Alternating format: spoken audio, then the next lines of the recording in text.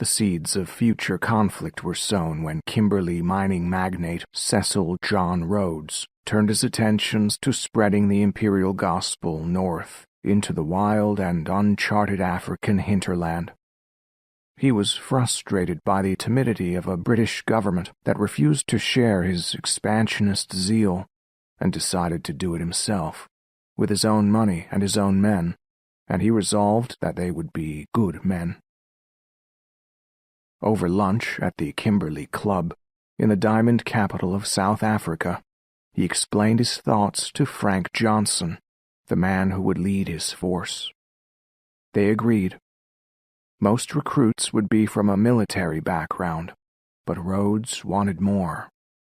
Tough and resolute, he insisted they must be, but they also had to be gentlemen in the classical sense of the time, and possessed of the eclectic array of skills required to build a country. It has been suggested that the same qualities he would later mandate for those applying for his scholarships were applied to a selection of the chosen few who would be deployed in this extension of empire. As a result, top Cape families were invited to contribute their sons, and doctors, lawyers, pharmacists, and farmers filled the ranks of this elite body of men who rode north and colonized the country that came to bear its founder's name. In a harbinger of what was to come, on the day the column camped on the Shashi River, the first activity engaged in had nothing to do with conquest. It was a game of rugby.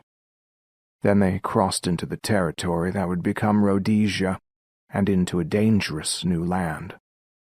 Lives would later be lost in battle, to disease, wild animals, and other natural calamities. But the tide of history was swiftly turning, and for better or worse, the white man had arrived. On September 13, 1890, some 200 men stood at attention as the Union flag was raised at a place they called Fort Salisbury. The claim had been staked.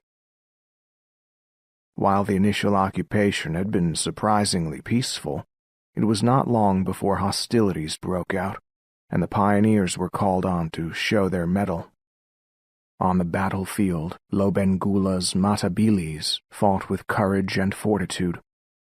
Mostly dissolute Zulus on the run from Shaka's tyranny in the south, they were also recent arrivals north of the Limpopo, but they had got there first, and the white man was shaping up to become a nuisance